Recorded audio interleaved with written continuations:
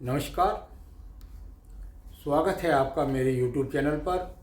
मैं पंडित NC शर्मा।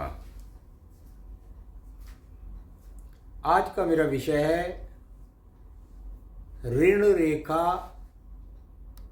या राहु रेखाओं का भाग्य रेखा को काटना। जैसा कि मैंने आप सभी लोगों को बताया हुआ है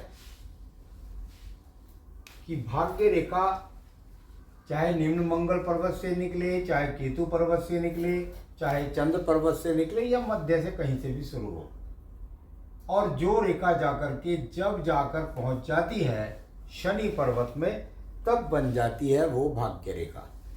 जब तक वो हृदय रेखा पर रहती है तब तक कहलाती है वो कर्म रेखा। तो चलिए, यहाँ पर भाग्य रेखा का शनि पर्वत से संबंध बन गया, लेकिन देखने में आता है कि ये भाग्य रेखा बहुत ज़्यादा कटी फटी नजर आती है। किस प्रकार की रेखाओं से? राहु रेखाएं या ऋण रेखा या दीप का चिन्ह या काला चिन्ह या यव का चिन्ह, ये पूरे चिन्ह होते हैं। इन्हीं में से एक चिन्ह होता है ऋण रेखा या राहु रेखा। राहु रेखा कब कहलाएगी और ऋण रेखा कब कहलाएगी, इसको समझने की बात है। देखिए, आपकी ये भाग्य रेखा आप यहां देख रहे हैं। इस भाग्य रेखा के अंदर कितने ही हाथ के अंदर लोगों को ये देखने में आता है कि उनकी भाग्य रेखा इस प्रकार से, इस प्रकार से या इस प्रकार से या इस प्रकार से या अंत तक भी जाकर के यहाँ पर कटती हुई प्रतीत होती है। अगर मैं ये कहूं कि ये एक बिजली का खंभा है और इसके अंदर ये बैरियर लगे हुए हैं और व्यक्ति विश्राम करता है और विश्राम करके फिर दूसरी सीढ़ी पर चढ़ता है, फिर दूसरी सीढ़ी से तीसरी सीढ़ी पर चढ़ता है, भाषा किसी तरीके से कह लीजिए, कुल मिलाकर बाधा है।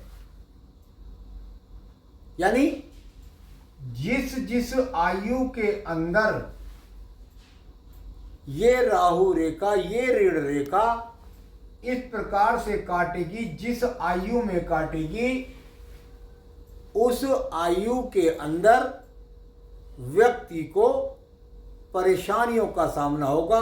उसको कुछ समय जीवन के अंदर ठहराव आएगा। जैसे मैंने बिजली के खंभे का आपको उदाहरण दिया, यानी यहाँ कुछ ठहराव आया, फिर कुछ कदम चले, फिर कुछ समय चले, फिर यहाँ ठहराव आया। गणना के अनुसार, सप्तांश पद्धति के अनुसार या नववार पद्धति के अनुसार, जिस प्रकार से भी आप गणना करना जानते हो, उसी प्रकार से इसको विभाजित करके पता लग जाता है कि हमारी कौन सी उम्र के अंदर किस प्रकार की समस्या आएगी, जिसके कारण हमको ठहराव का सामना, हमको रुकाव का सामना, को परेशानी का सामना, हमको बदलाव का सामना करना पड़ेगा। ये रेखा यहाँ पर जो आ रही है ये किसी प्रकार से बाधा की रेखा है, लेकिन ये पर्वत जो होता है निम्न मंगल पर्वत, इसको मध्य कर दीजिए। ऊपर का पर्वत निम्न मंगल पर्वत और नीचे का पर्वत शुक्र पर्वत। आपको देखने में आता है कि कितनी ही बार निम्न मंगल पर्वत से निकल कर के रेखाएं और जाकर के यहां काटती प्रतीत होती हैं। देश काल पात्र में देखा देखी कहिए, अपने मन की सुझाव कहिए, अपने मन का गणित कहिए, इस पर्वत से निकलने वाली रेखाएं जब आपके जीवन के अंदर इस प्रकार से काटती चली जाती हैं तो इन रेखाओं का नाम राहु रेखा रख दिया है। ठीक है, लेकिन इनके अंदर ये जो नीचे वाली रेखा है, मान लिया इसका नाम राहु इसलिए रख दिया क्योंकि ये नुकसान करने वाली रेखा है। नुकसान करने वाली रेखा ने यहां पर नुकसान किया और यहां पर नुकसान किया और नीचे नुकसान किया है। कभी कभी तो भाग्य रेखा में शुक्र पर्वत के नीचे तक भी निकल जाती है। यानी इस रेखाओं ने दो प्रकार से प्रभावित किया, आयु में भी, बुद्धि में भी, भाग्य में भी। अब जो रेखा काट करके आयु को काटे, बुद्धि को काटे, आपकी भाग्य रेखा, आपकी हृदय रेखा तक को काटे, तो वो रेखा तो ज्यादा खतरनाक हो गई।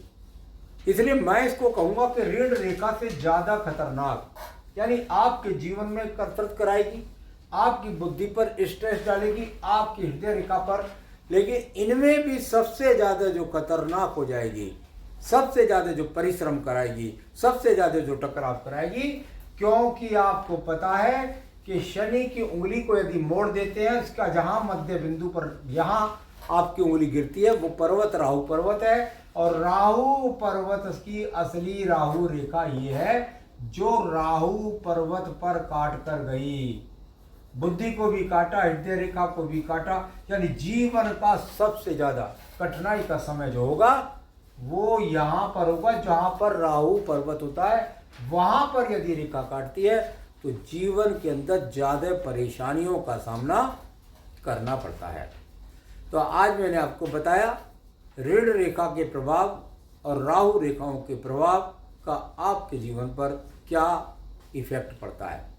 आगे भी अन्य विषयों को लेकर अवगत कराता रहता हूं, मेरे साथ जुड़े रहिए। नमस्कार।